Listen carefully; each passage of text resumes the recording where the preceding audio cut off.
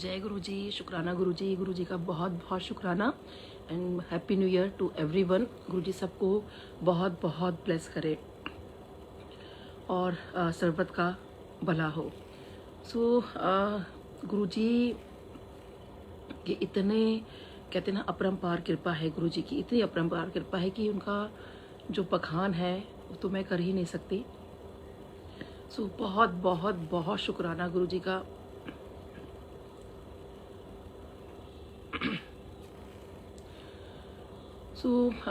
मैं आपको बताती हूँ, जब गुरुजी से हम लोग जुड़े थे तो मेरे को मेरे बैक एक बहुत रहती थी और गुरुजी ने देखो कैसे, क्योंकि नया साल है तो मुझे लगा नए साल के ऊपर ही मैं कुछ आपसे शेयर करूँ।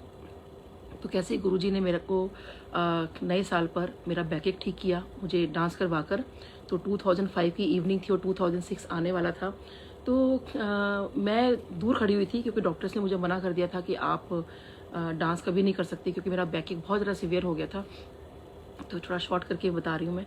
तो मैंने जब गुरुजी मैं हमेशा डांस करवाया करते थे बड़े फंक्शन में, सबको ही पता है। तो मैंने दूर खड़े होके मतलब मैं सिर्फ देख रही थी और अचानक से गुरुजी मुझे मतलब मैं तो घर गुरुजी को देख रही थी और गुरुजी ने मेरी तरफ देखा और इशारे से कहा चल आके डांस कर।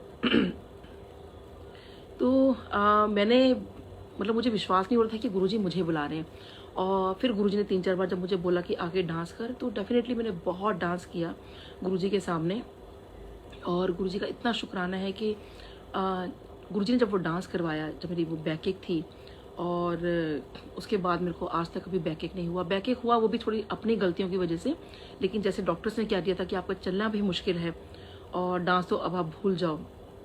तो बहुत बहुत शुक्राना है गुरुजी का। ऐसे ही नए साल पे का मैं एक और मुझे याद आता है,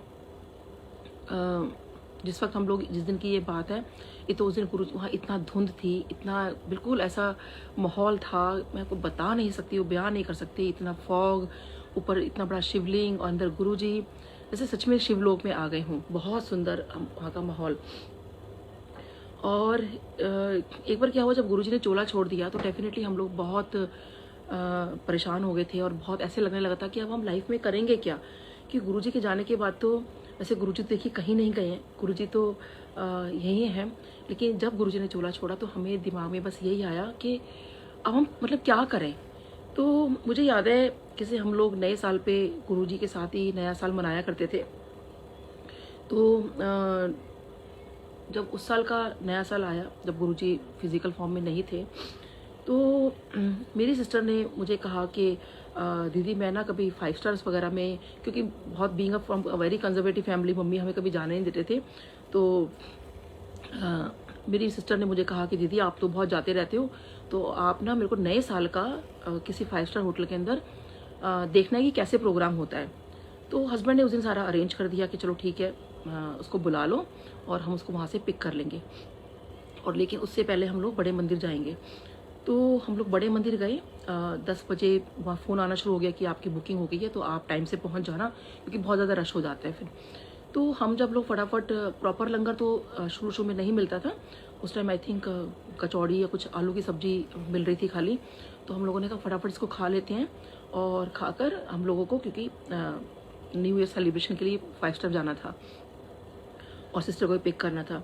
तो अचानक से मेरा बेटा, हम लोग चारों वहाँ बैठे हैं जहाँ किचन है उसके आगे। तो मेरा बेटा एकदम से, जैसे हम उठने लगे कि जल्दी जल्दी कर लो लेट हो जाएगा नहीं तो मेरा बेटा मुझे कहता है कि मम्मी एक बात बताओ, आज अगर गुरुजी फिजिकल फॉर्म में होते तो क्या आप सच में ऐसे छोड़ के यहाँ से जाते 5 स्टार के अंदर? तो एकदम से हम लोगों को लगा कि अरे इसने ये क्या बात बोली। तो हम एक दूसरे की तरफ देखने लगे।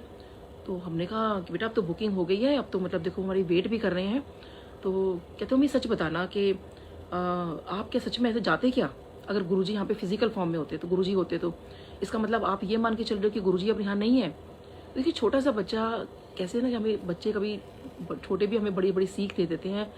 तो अब हमें लगा कि नहीं, मैं अपनी सिस्टर को बोल चुकी हूँ और हम लोग हमारी बुकिंग भी हो चुकी है। तो तभी मेरी सिस्टर का फ़ोन आता है कि मम्मी कह रही है कि नहीं जाना इतनी लेट नाइट, तो उनको ये सब चीज़ें पसंद नहीं है तो नहीं जाना। तो देखिए वहाँ कैंसिल हो गया, तो ये लगा कि मेरी सिस्टर को मैं क्या जवाब दूंगी। फिर जैसे ही हम उठने लगे कि अब चलो, क्योंकि बाकी लोग भी हमारा वेट कर रहे हैं, तो जैसे हम उठने लगे तो ऐसा लगा कि जैसे जिस गुलाब की खुशबू होती है ना, किसी एकदम गुलाब की खुशबू आई। और ऐसा लगा कि हम चारों को जैसे एक चक्र में घेर लिया हो। हम चारों जैसे ही उठने लगते, just getting a goosebumps right now, कि जैसे ही हम उठने लगे एकदम से गुलाबों की खुशबू आती, और जैसे ही हम बैठ जाते फिर वो चली जाती। फिर हम उठने लगते, फिर एकदम गुलाबों की खुशबू, जैसे ऐसा लग रहा था कि उस गुलाब की खुशबू ने हमें चारों तरफ से जैसे घेर लिया हो। वो गुलाब की खुशबू हमें उठने ही नहीं दे रही थी। तो हमें ऐसा लगा कि गुरुजी हमें वहाँ जाने से रोक रहे हैं। तो फिर हस्बैंड ने कहा कि नहीं, हमारा कितना भी वो जो भी पैसों का नुकसान होगा, जो भी कुछ होगा, मतलब तो जो भी चीज़ें होंगी हम उनको मना कर देंगे, लेकिन डेफिनेटली गुरुजी के मंदिर से हम ऐसे नहीं जाएंगे। हम अपना नया साल यही मनाएंगे बड़े मंदिर में। और अब तक हम लोग यही है कि तब से गुरुजी के बड़े मंदिर में ही जाते हैं। और बेटे ने यही कहा कि मम्मी, ये तो 7 स्टार से भी बढ़कर है गुरुजी का मंदिर, जहाँ हम लोग जो है नया साल मनाते हैं। 7 स्टार भी क्या चीज़ है इसके आगे, बड़े मंदिर के आगे। तो हम तो यही मनाना चाहिए हमें। तो देखिए गुरुजी का इतना शुक्राना है, इतना शुक्राना कि बात सच में समझ में आई। समझ तो आती थी, बस उस दिन कुछ ऐसा हो गया था कि भी चलो बाहर चल के मना लेते हैं। बट तब से हम लोगों ने यही सोचा कि कुछ भी हो जाए, नया साल जो है बड़े मंदिर में हम मनाएंगे। बस गुरुजी से बहुत बहुत मेरी यही प्रेयर रहती है, गुरुजी बस आप हमें ऐसे बुलाते रहो और हमारा नया साल, और इनफैक्ट हर पल, वैसे तो गुरुजी के साथ कहते हैं कि हर पल नया साल है, हर पल गुरुजी के साथ नया दिन है। जब मन में खुशी हो, जब मन में चीज़ें हों, तभी वो नया साल, वही सब आपकी कहते हैं ना, बस आपका मन अच्छा हो। कहते हैं ना, गुरुजी कहते थे ना, मन चंगा ते सब चंगा। तो फिर हम लोग वहाँ से उठ ही नहीं पाए। और फिर डेफिनेटली फिर रात के जब 12 बजे हम लोगों ने इतना डांस किया, इतना डांस किया कि मैं आपको बता नहीं सकती। तो देखिए कैसे वही है ना कि गुरुजी जो है अपने से जोड़ते हैं। उन्होंने एक हमें सीख दी कि जो बड़े मंदिर से बढ़कर कुछ भी नहीं है।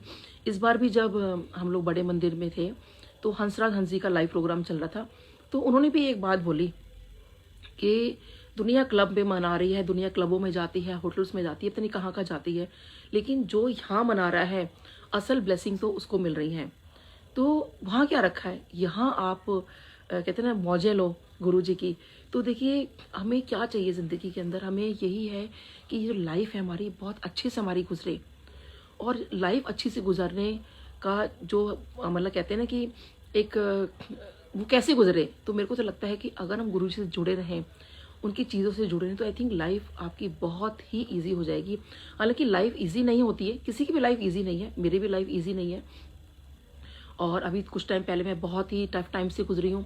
तो लेकिन वो गुरुजी ने किस तरीके से मुझे संभाला, गुरुजी ने किस तरीके से मेरा पल पल मेरा साथ दिया, ये मैं ही जानती हूँ। और इतना शुक्राना है गुरुजी का कि बहुत बहुत शुक्राना गुरुजी का कि हर पल वो मेरे को एहसास दिलाते हैं, हर पल मुझे बताते हैं कि देख मैं तेरे साथ में हूँ। तो जब गुरुजी हमारे साथ में है तो कहते हैं ना कि फिर हमें डरने की कोई बात नहीं। बस गुरुजी की कृपा हमारे पर रहनी चाहिए। और बस हम गुरुजी के हमेशा, मैं तो कहती हूँ कि आप गुणगान गाते रहो उनके, उन पे सिर्फ आप फेथ करो और देखो आपको कैसे आपकी सारी चीज़ें ठीक हो जाएंगी।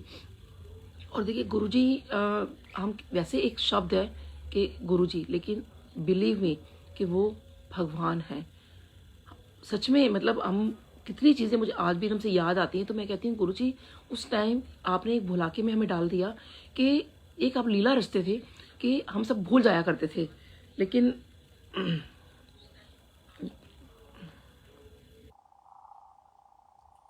तो लेकिन कम से कम आपने हमें जोड़े रखा। और अभी तक जिन लोगों को जोड़ा है दैट इज़ मोर इम्पॉर्टेंट। और देखिए कहते हैं कि कई बार ना बहुत लोगों के क्वेश्चंस होते हैं या बहुत सारी चीज़ें होती हैं कि हम लोग जो है इस भगवान को मानते हैं, इसको मानते हैं, तो कई बार गुरुजी को मानने में इनको बड़ा टाइम लग जाता है। तो देखिए मेरे साथ भी एक बार ऐसे हुआ कि जब मैं गुरुजी के पास जाना शुरू हुई तो बचपन से होता है ना कि हम हर भगवान से कहीं ना कहीं जुड़े होते हैं, कि कभी हनुमान जी से, तो कभी साईं बाबा से, कभी माता रानी से, कभी श्री राम जी से। हर हमारे लाइफ का कुछ ना कुछ ऐसा पार्ट होता है कि हम उन भगवान की तरफ ज़्यादा जो है उनकी पूजा पाठ करना शुरू कर देते हैं। तो जिस टाइम मैं गुरुजी से जुड़ी थी तो उस टाइम मैं साईं बाबा को बहुत ज़्यादा इन दिनों में मानती थी, बहुत।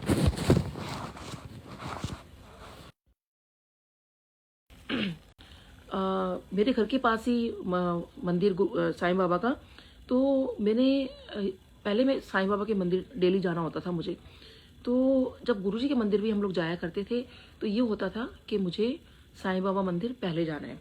तो हस्बैंड कहने लगे कि नीलम देख, जो गुरुजी हैं और साईं बाबा हैं वो एक ही लाइट है और वो अलग अलग नहीं है, इसलिए जब हम गुरुजी के साक्षात दर्शन कर रहे हैं तो साईं बाबा मंदिर जाने की ज़रूरत क्या है। तो तो मैंने मन में कहा, तो मैंने कहा नहीं भाई, जो भी है साईं बाबा तो साईं बाबा है, गुरुजी है, यानी कि साईं बाबा जो है गुरुजी से मतलब ऊपर है, वो तो भगवान है और वो गुरु है, ये मेरे अपने अंदर ख्याल था। तो उसके बाद हम लोग वहाँ पर जब मतलब मैं मंदिर पहुँची, मेरे साईं बाबा मंदिर गई मैं अंदर, तो मेरे मन में आया, मैंने कहा कि ये कह रहे हैं कि आप दोनों एक हो क्या। मैं साईं बाबा को कह रही हूँ, अगर वाकई आप दोनों एक हो, यानी साईं बाबा और गुरुजी एक हैं, तो क्या जो आज साईं बाबा ने चोला पहना है, क्या वही सेम चोला आज गुरुजी ने पहना होगा। तो अब देखिए वही है ना, हम इंसान हैं, हम भगवान के बड़े टेस्ट लेने शुरू कर देते हैं, उनको ऐसे बोलना शुरू कर देते हैं कि क्या ऐसा सच में ऐसा है। तो तो उस दिन जो है साईं बाबा ने टर्कॉइज कलर का चोला पहना हुआ था। उसके जब मैं छोटे मंदिर पहुंची और छोटे मंदिर जब मैं गई तो दिमाग में मेरे को वही आ रहा था कि क्या वो टर्कॉइज कलर का मतलब जो साईं बाबा को चोला पहना था आज वही गुरुजी ने पहना होगा क्या। तो और वही हुआ कि जब मैं गुरुजी को मैंने देखा तो गुरुजी ने भी वही सेम चोला, मतलब वही सेम कलर, टर्कॉइज कलर यानी फिरोजी कलर का चोला पहना हुआ था। तो देखिए कैसे उन्होंने मुझे एकदम से बताया कि हम दोनों सेम है, क्योंकि मैंने यही बोला था ना कि आप दोनों का अगर चोला सेम होगा तो आप दोनों एक ही हो फिर। तो मुझे ऐसा लगा कि नहीं, it's just a mayor coincidence, ये तो बाय चांस ऐसा हो गया। तो जब मैं नेक्स्ट वीक गई तो फिर वही मैं साईं बाबा मंदिर पहले गई और मैं बाद में मतलब फिर हस्बैंड ने बोला कि नीलम तेरे को हर बार बोलता हूँ, हम लोग ऐसे ही लेट हो रहे हैं और आप मतलब गुरुजी के यहाँ जा रहे हैं तो साईं बाबा मंदिर जाने की जरूरत नहीं है। तो मैंने कहा नहीं भाई, साईं बाबा के तो मैं ज़रूर जाऊँगी, गुरुजी के चल रहे हैं हम लोग, फटाफट मैं दर्शन करके आती हूँ। तो फिर मेरा वही सवाल मन में, मतलब मेरा को वही चीज़ अंदर से, क्या आज भी साईं बाबा जो आपका चोला है और गुरुजी का चोला क्या सेम होगा।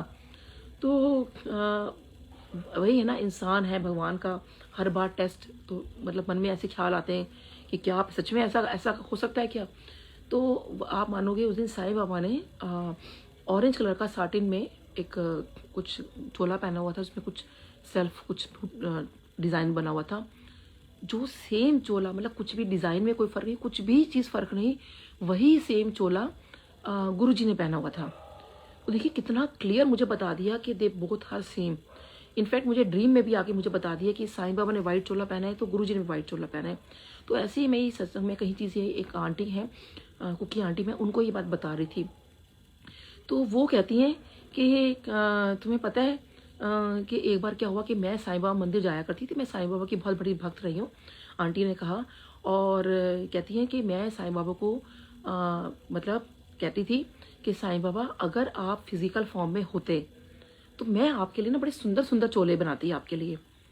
तो उनको वहाँ पे शायद सेवा मिली हुई थी, तो वो मन में उनके बार बार लेकिन यही आ रहा था कि साईं बाबा आप मुझे मतलब पहले क्यों नहीं, मतलब यानी कि उस वक्त क्यों नहीं आप मेरे को मिले जब आप फिजिकल फॉर्म में थे, तो मैं आपके लिए सुंदर सुंदर चोले बनाती। तो वो हमेशा उनके मन में ये चीज़ रहती थी कि मुझे सुंदर सुंदर चोले आपके लिए बनाने हैं।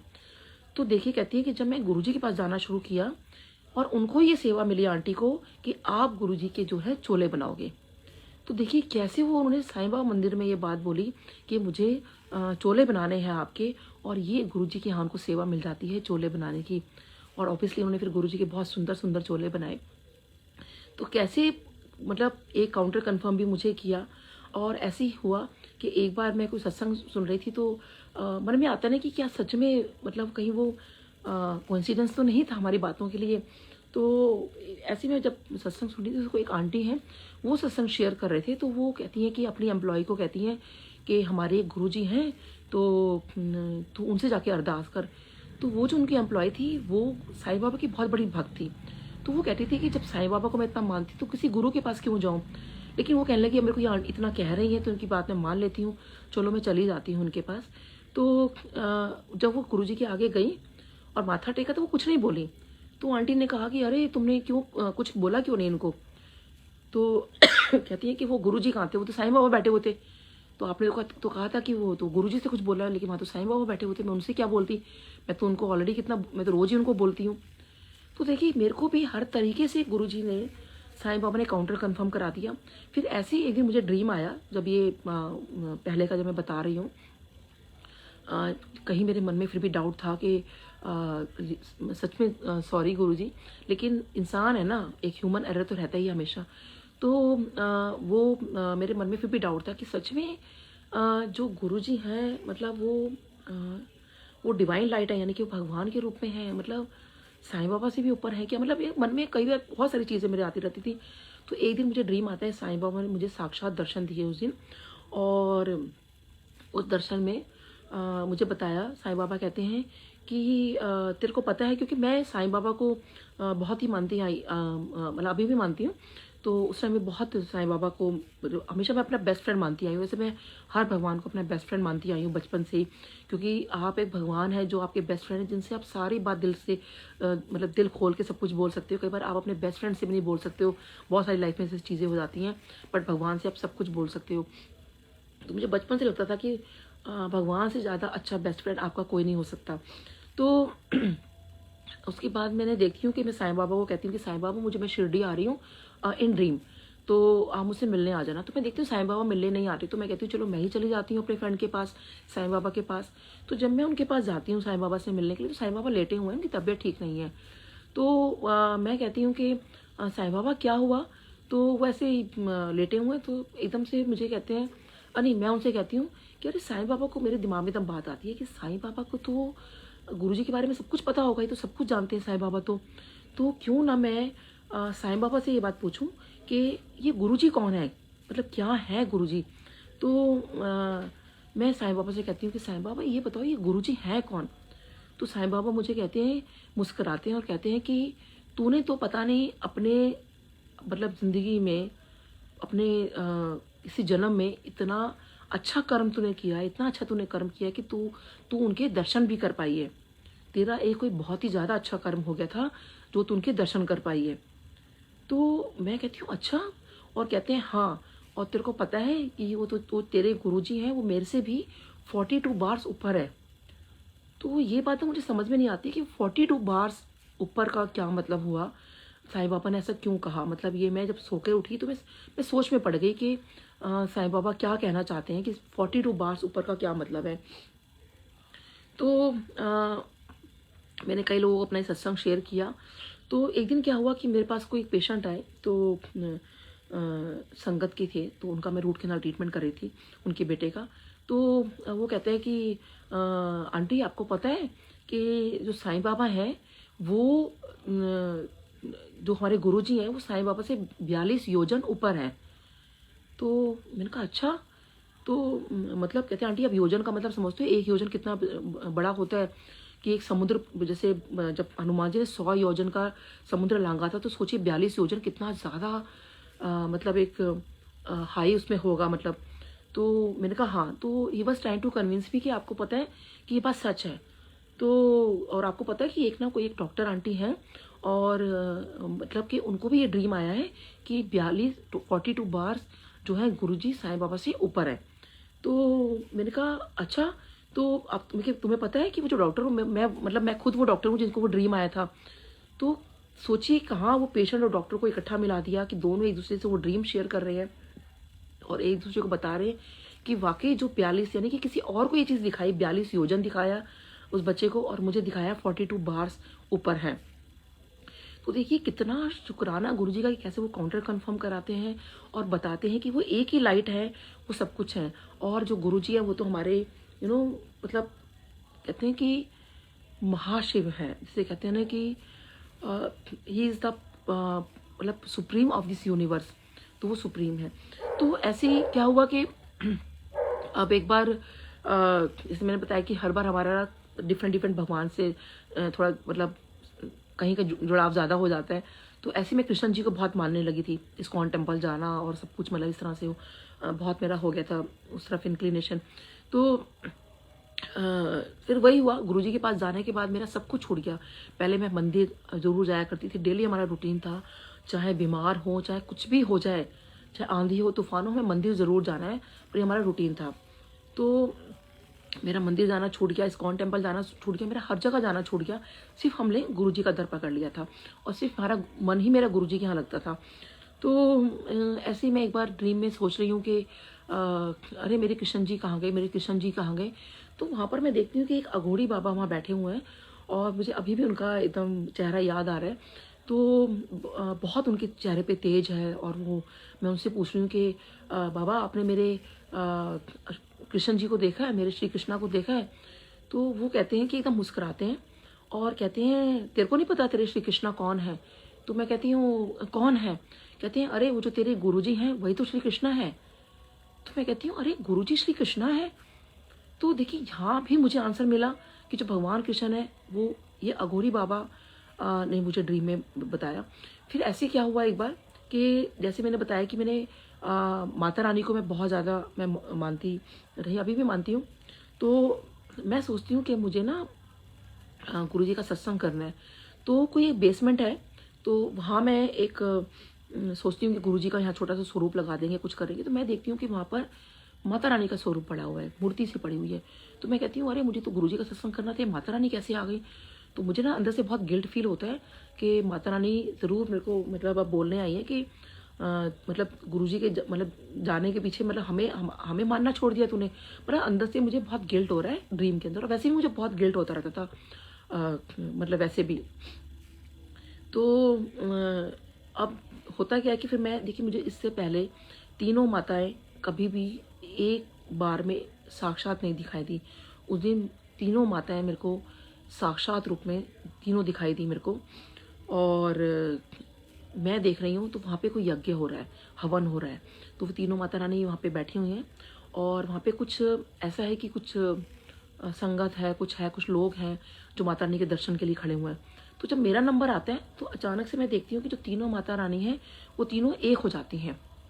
और जब वो तीनों एक हो जाती हैं और मेरा नंबर आता है तो मैं बड़ा फूट फूट के रोने लगती हूँ, उनके गले लग पड़ती हूँ, कहती हूँ और माता रानी इसलिए ये गुरुजी के चक्कर में ना मैंने आपके पास आना छोड़ दिया है। ये माता रानी के मैं गले रख के बहुत रो रही हूँ और मुझे बहुत गिल्ट भी हो रहा है कि मैं माता रानी के मंदिर नहीं जा रही हूँ। तो जो तीनों माताएं एक बन जाती हैं तो वो मुझे कहती हैं कि हम तुझे यही बताने के लिए आए हैं कि जो रास्ता तूने चूज़ किया है, यानी कि जो तूने गुरु का पथ तूने चूज़ किया है, यानी कि जो तूने ये चुना है रास्ता, इस पथ को कभी मत छोड़ना। ये तेरा जो तूने रास्ता चूज़ किया है, जिस तूने पथ चूज़ किया है, ये तेरा रास्ता, चुना हुआ रास्ता बिल्कुल सही रास्ता है और इसी रास्ते पर हमेशा चलना। ये माता रानी ने मुझे खुद बोला। तो देखिए साईं बाबा ने, श्री कृष्ण जी ने हर तरीके से मुझे ये चीज़ बता दी कि वो भगवान का रूप है। ऐसे ही एक बार क्या हुआ, जब मैं क्लिनिक जाती हूँ ना तो पहले तो मेरी सारी पूजा मेरे घर में सुबह हो जाती है। क्लिनिक जाकर मेरी जो मैं पढ़ती हूँ वो पढ़ती हूँ हनुमान चालीसा। अब पेंडेमिक टाइम हो गया, क्लिनिक बंद हो गया, तो मेरी जो हनुमान चालीसा थी वो थोड़ा छूट गई, क्योंकि एक आदत होती है ना, जहाँ आप जाते हो वहीं पे पाठ शुरू कर देते हो। तो जब क्लिनिक मैंने दोबारा रीओपन किया तो वही हुआ कि मैं हनुमान चालीसा जो है मैं पढ़ना बीच बीच में भूल जाती थी। तो एक दिन क्या हुआ कि अच्छा, बहुत साल पहले ना मैंने मन में ये, मेरे एक बार विचार ये भी आया था कि मुझे सुंदरकांड का पाठ करूँगी। मैं पहले बहुत करती थी मैं, तो मेरे मन में था, लेकिन वो मैं पाठ कभी नहीं कर पाई। फिर मैंने गुरुजी के जाना छोड़ दिया, मतलब बाकी सब चीज़ें छूट गई मेरे, मतलब गुरुजी के जाना मैंने शुरू कर दिया, सॉरी गुरुजी, बाकी सब मेरी चीज़ें छूटती चली गई, तो वो मैंने पाठ करना छोड़ दिया। तो मैंने अचानक से मेरे असिस्टेंट ने कुछ लगाया तो देखा, तो लगाना तो गुरबानी था हम लोगों को। क्लिनिक पे जैसे मैं जाती हूँ तो मैं गुरबानी मेरी स्टार्ट हो जाती है, मैं हमेशा लगवाती हूँ कि गुरबानी स्टार्ट कर दो। और तो अचानक से क्या होता है कि सुंदरकांड का पाठ लग जाता है। तो जब सुंदरकांड का पाठ लगा तो मैं एकदम हैरान हो गई कि ये कैसे। तो वो भी कहता है कि मुझे नहीं पता ये कैसे लग गया। तो मैं बड़ी हैरान थी, मैं कहा चलो सुंदरकांड का पाठ लग गया, कोई बात नहीं, सुंदर कांड का पाठ जो आप चलने दो।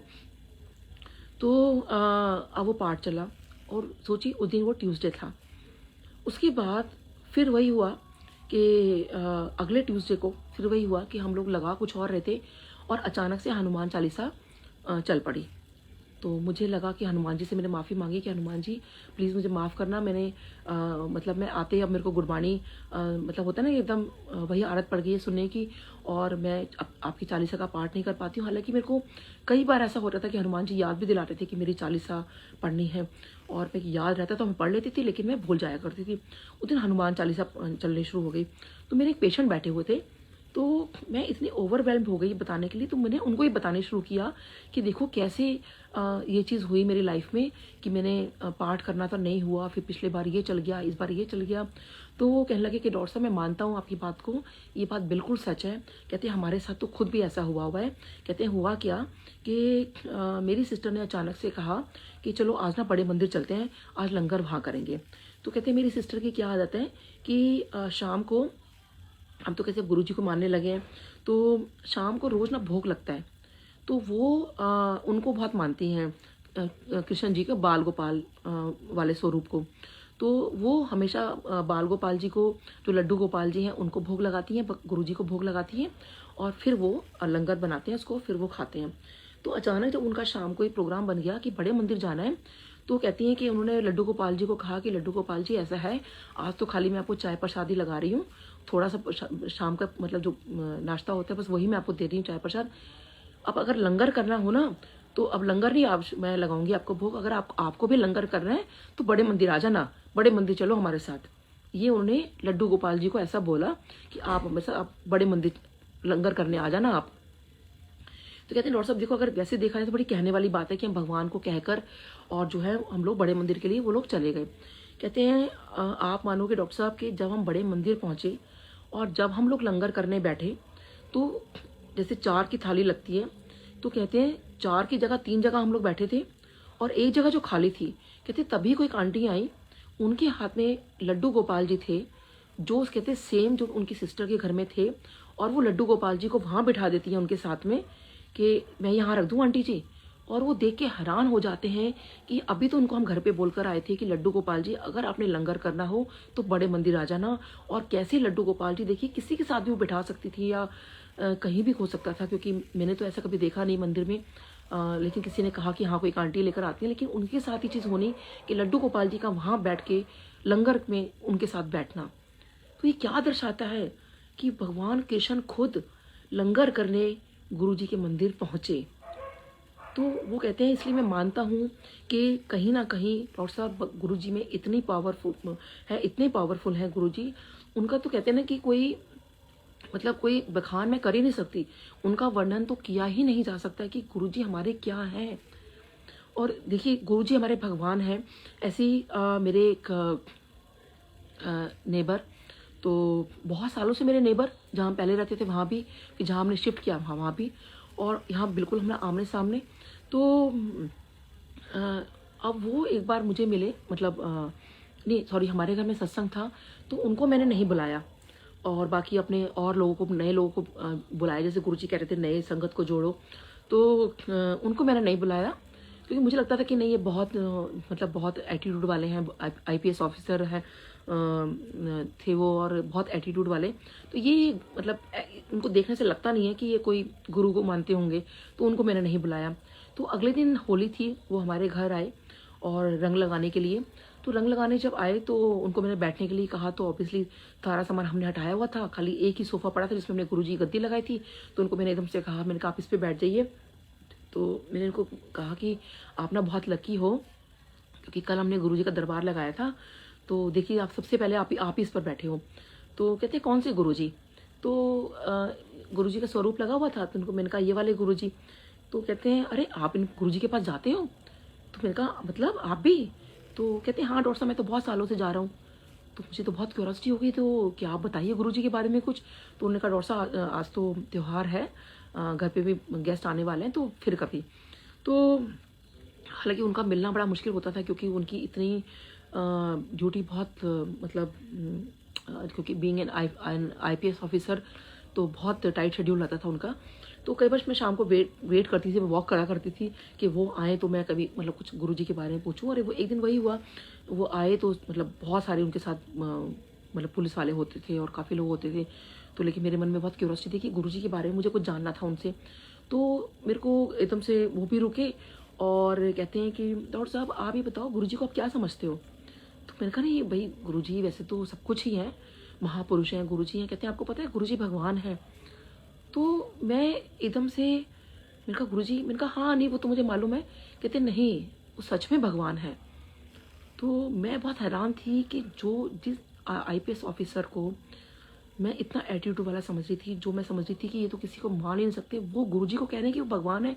तो अब मेरे अंदर ये क्यूरियोसिटी हुई कि भगवान कैसे हैं, कैसे आप उनको बोलोगे कि वो भगवान है? तो ऐसा उन्होंने क्या आपके साथ किया? तो उस टाइम तो वो चले गए, कहते हैं कि डॉक्टर साहब तो मुझे लेट हो रहा है, तो मे बी नेक्स्ट टाइम। तो फिर वही हुआ, मैं उनकी वेट किया करती थी। फिर वो आए तो और देखिए सोचिए ये सत्संग हम लोग वो सड़क पे खड़े होकर ही हम लोग कर रहे हैं और सारे के सारे पुलिस वाले खड़े हुए हैं और हम लोग गुरुजी के बारे में बात कर रहे हैं। तो फिर एक दिन मैंने को फिर बोला, मैंने कहा प्लीज़ मुझे बताइए। कहते हैं कि देखो देखिए डॉक्टर साहब कि होता ये था कि मैं जब भी अपनी ड्यूटी पे जाया करता था तो गुरुजी का मेरे पास कॉल आना और एकदम से कहना तू इत्थे आ। तो कहते मुझे ना अब सारा काम छोड़ के गुरुजी के पास भागना पड़ता था, क्योंकि देखिए गुरुजी की कॉल है। और कहते मैं मतलब अपने आप को रोक नहीं पाता था और मैं भागा चला जाता था और गुरुजी के भी चरण दबाता था। तो गुरुजी ने अपने चरण दबाया करते थे। तो कहते हैं एक दिन मैंने गुरुजी से कहा कि गुरुजी आप भगवान हो। तो मुझे बहुत हैरानी हुई कि वो ऐसे कैसे गुरुजी से बात कर रहे हैं ना कि वो भगवान हो। तो मैंने कहा आपने ऐसा बोला गुरुजी को? कहते हैं हाँ मैंने तो ऐसे ही बोला। तो गुरुजी कहते हैं कि चल तेरे को तो विश्वास नहीं होता, तेरे को क्यों बताऊं? तो वो कहते हैं नहीं गुरुजी बताओ ना। तो कहते हैं मैं तभी तो विश्वास करूंगा ना जब आप मुझे ये बताओगे कि आप भगवान हो। तो गुरुजी ने पूछा कि कैसे तेरे को विश्वास होगा? तो कहते हैं मैंने गुरुजी को बोला कि मेरे को तो तब विश्वास होगा जब आप मुझे वो रूप दिखाओगे जो श्री कृष्ण जी ने अर्जुन को दिखाया था।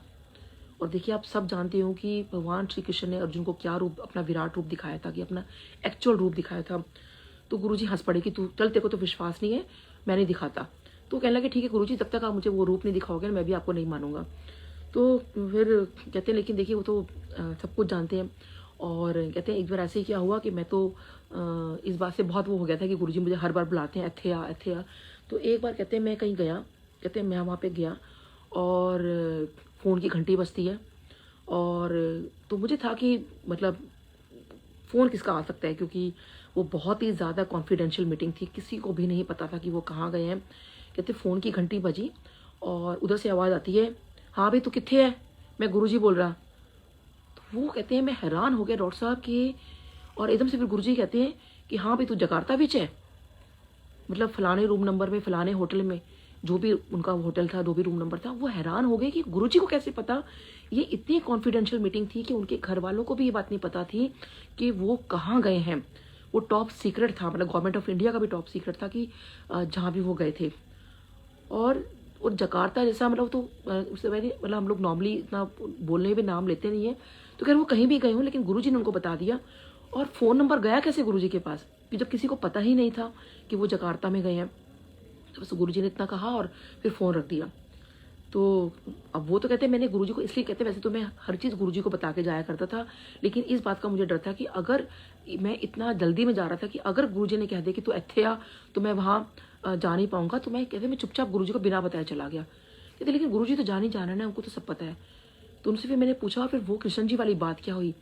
तो वो आप मानोगे वो इतना खो गए उस वक्त, पर उनके चेहरे के एक्सप्रेशन बता रहे थे। कहते हैं डॉक्टर साहब अब आप समझ जाओ कि फिर क्या हुआ। तो मैं उनकी बातों से मैं समझ गई कि उनको वो रूप दिखाया जो कृष्ण जी ने अर्जुन जी को दिखाया था। तो देखिए कि कैसे हमारे गुरुजी हैं, मतलब इनका सच में बखान हो ही नहीं सकता। मतलब मुझे कई बार तो मुझे लगता है कि गुरुजी मैं तो कुछ भी आपके बारे में बोलने में असमर्थ हूँ, मैं बोल ही नहीं सकती, क्योंकि आपकी महिमा इतनी अपरंपार है, इतनी अपरंपार है कि हम गुरुजी के बारे में तो मतलब आप मानोगे मेरे को तो धूल का कण भी, उसका भी पता नहीं कितना करोड़वां हिस्सा भी मुझे मैं गुरुजी के बारे में बखान नहीं कर सकती। अभी तो इतनी संगत पड़ी है, इतने कहते हैं कि गुरुजी के डायमंड्स पड़े हुए हैं जिनको वाकई इतनी महिमा पता है गुरुजी की कि मैं क्या बताऊं। ऐसे ही मेरे एक पेशेंट है, तो उन्होंने भी ये बात बताई मेरे को कि कैसे उनके एक जानने वाले थे और कैसे गुरुजी ने रात के 12 बजे इनको एम्पायर स्टेट में कहा कि चल मेरे को प्रेसिडेंट हाउस लेके चल। तो कैसे वो प्रेसिडेंट हाउस गए, वहाँ बाहर बेंच है जो पार्क बने हुए प्रेसिडेंट हाउस के सामने, वहाँ बैठे और गुरुजी इनको कहते हैं चल मेरे सॉक्स उतार। उन्होंने सॉक्स उतारा। कहते हैं डॉक्टर साहब आप मानो इस बात को कि उन्होंने क्या दिखाया। कहते हैं उन्होंने वो दिखाया जो श्री कृष्ण जी ने अपनी माँ यशोदा को दिखाया था, कि पूरा ब्रह्मांड दिखाया उन्होंने अपने पैरों के नीचे। तो देखिए ये है हमारे गुरुजी जिन्होंने पूरा ब्रह्मांड दिखाया। तब उनको मैंने कहा, हालांकि मैं इनको पहली बार बता भी रही थी कि मेरे हस्बैंड को भी डे 1 यही दिखाया था कि he is the supreme of this universe, कि वो पूरे ब्रह्मांड के मालिक हैं। तो देखिए हमारे गुरुजी जो है he is the supreme of everything. बस उन पे आप अपना जो फेथ है ना उनके मतलब उन पे पूरा रखो। एंड बिलीव मी, आपकी सारी की सारी जो प्रॉब्लम्स हैं जो कुछ भी है वो कहते हैं ना, शिव पुराण में भी चीज़ लिखी हुई है कि जब ब्रह्मा जी ने और विष्णु जी ने कहा कि भाई हम लोग ये 2 कार्य कर रहे हैं तो आप क्या कार्य करोगे, आप भी हमारा हाथ बटाओ। तो भगवान शिव कहते हैं कि मैं तुम्हारे कार्य में हाथ नहीं बटाऊंगा। मैं जो मेरे भक्त कलयुग के अंदर जो दुखी होंगे, जो अपने कर्मों की वजह से प्रॉब्लम में होंगे, मैं उनको तारने के लिए आऊँगा। मैं गुरु का रूप लेकर आऊँगा।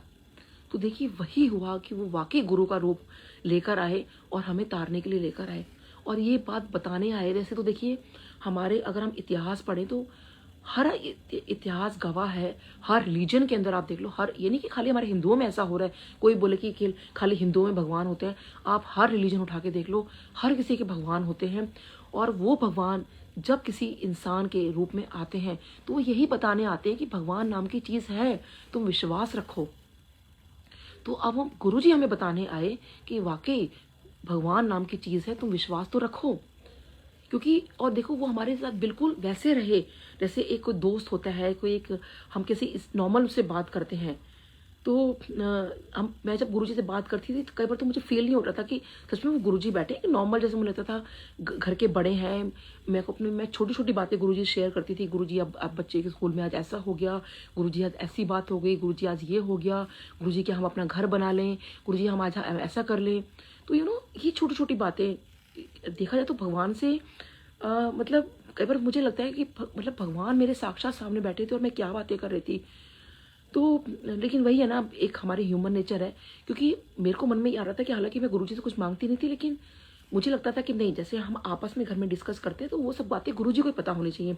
हालांकि गुरुजी को तो सब कुछ पता था, उनकी वजह से तो कहते हैं ना कि उनकी कृपा से तो सजे हम हैं। तो उनकी कृपा से तो सब कुछ हो रहा है, सब कुछ है। लेकिन वही है कि हम इंसान एक रूप में आए हैं तो हमें अपने कर्म भी काटने हैं, अपने फर्ज भी निभाने हैं, सब कुछ करना है, अपने परिवार को भी देखना है, बच्चों को भी देखना है, एक कहते हैं ना घर समाज को भी हमें देखना है, हर चीज़ हमें चीज़ देखनी होती है। तो वही चीज़ है, तो वही चीज़ हमारे अंदर चीज़ें आ जाती हैं। तो बस मैं तो इतना कहूँगी कि गुरुजी का इतना शुक्राना है, इतना शुक्राना है गुरुजी का कि मेरे को तो लगता है गुरुजी शुक्राना शब्द भी कम है।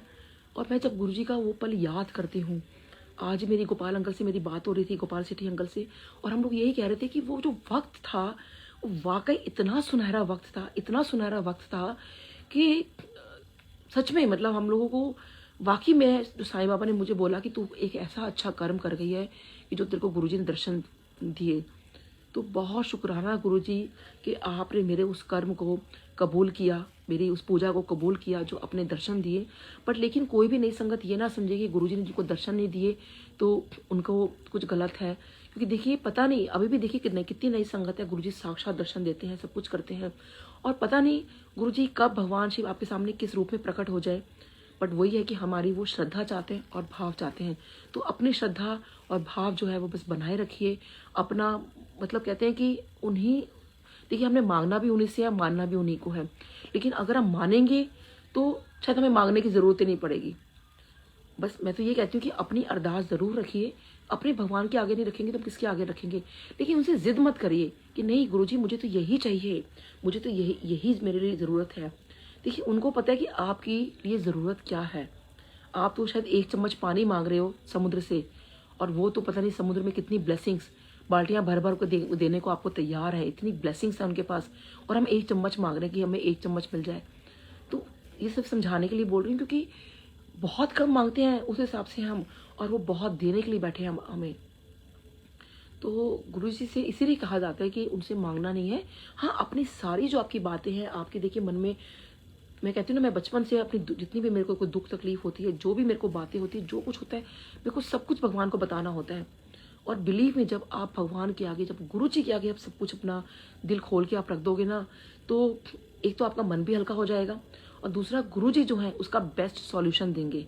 एक बार को शायद जो आपके जो फ्रेंड्स हैं वो अपने हिसाब से, देखो आपको उनकी अपनी, हर किसी का अपना परसेप्शन होता है, वो अपने हिसाब से कोई आंसर करता है, लेकिन गुरुजी वही आपका सॉल्यूशन देंगे जो आपके लिए बेहतर होगा, जो आपके लिए ठीक है। तो बस गुरुजी पे विश्वास रखिए, और बहुत बहुत शुक्राना है गुरुजी का, और जो सब यहाँ पे जुड़े सबको जय Guruji. Once again happy new year. जय गुरुजी, जय गुरुजी, जय गुरुजी।